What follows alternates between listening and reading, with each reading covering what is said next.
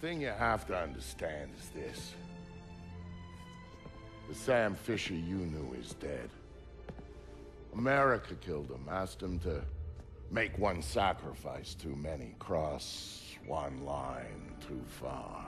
Everyone's favorite covert agent has returned, and after losing his daughter and being forced to kill his own best friend, this is a different Sam Fisher than we've ever seen before. In his life that humanized him.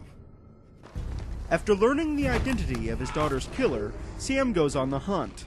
And without the watchful eye of Third Echelon, there is nothing to stop him from unleashing his own brand of justice. Henry Coben, were you saying something about my daughter? What Sam doesn't know is that he is about to unearth a deep and winding rabbit hole that will turn everything he thought he knew upside down. Do not lie to me about this, or I'll kill you. You understand me? I will kill you! Sam, I've been lying to you about this for years. The gameplay in Splinter Cell Conviction has changed quite a bit. Because Sam isn't working for the government, he is no longer held back by the rules of engagement. This allows for much more open gameplay, allowing the player to play the game the way they want to, instead of having to follow strict guidelines.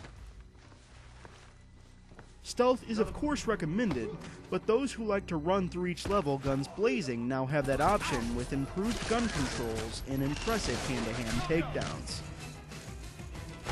Be forewarned though that there are a lot more enemies strewn throughout each level now, and backup is only a call away, which means you can easily be overwhelmed. Those who prefer the stealth approach also have a few new tricks up their sleeves. When hidden in the darkness, the color switches to black and white.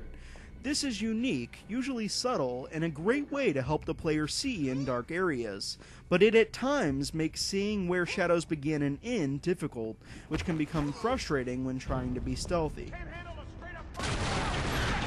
Sam's traditional night vision goggles have been replaced with sonar goggles, allowing him to see enemies through walls, and lets him be much more proficient in planning his attack.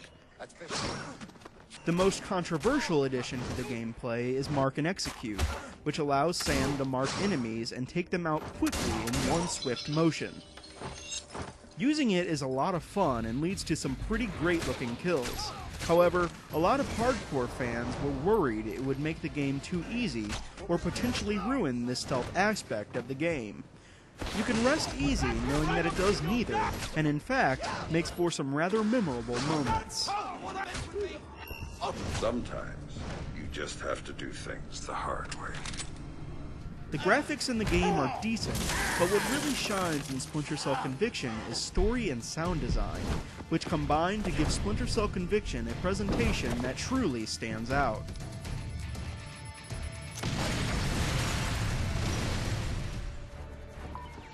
Even though the single-player campaign will only last between 6 and 8 hours, it's an extremely memorable experience, filled with twists and turns that will keep you playing from start to finish.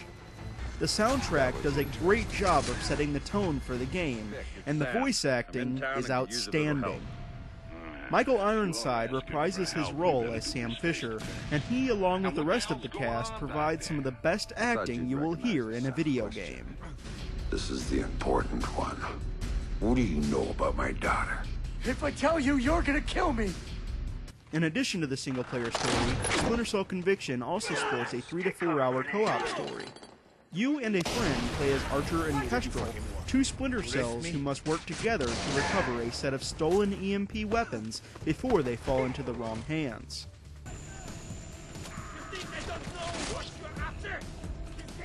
The story is surprisingly good, and has just as much presentation as the single-player experience. The only disappointing thing is how quickly it goes by. Archer and Kestrel are both very cool characters, and I would love to see Ubisoft do more with these characters in the future.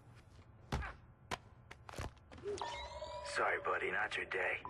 Other multiplayer modes include Hunter, which has you eliminate all the enemies on a map, Last Stand, which throws endless waves of enemies at you, and Face Off, which pits Archer and Kestrel against each other. Hold on. The lack of Spies vs. Mercs mode is a bit disappointing, but can be forgiven because of how fun the co-op game modes are.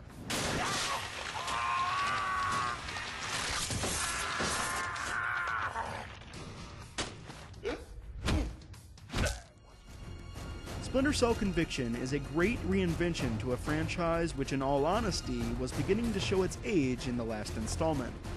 Ubisoft has done a great job of opening the series up to a group of fans who have never much cared for the handcuff gameplay of the past games, while still giving the hardcore fans what they wanted from the experience.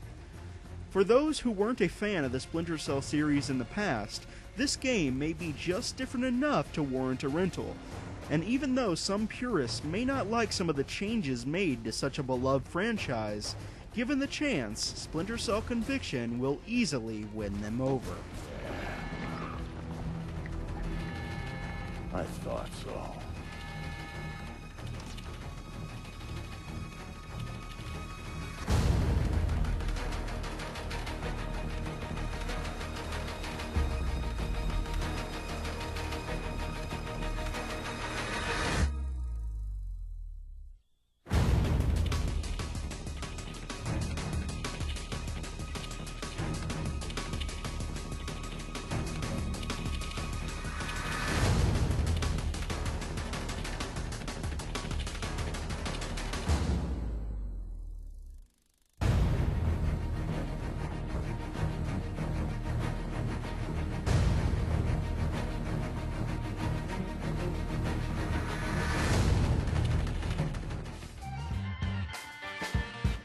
For the latest video game reviews, money-saving promotions, and to learn about upcoming Gamer Lounge events, visit thegamerlounge.net.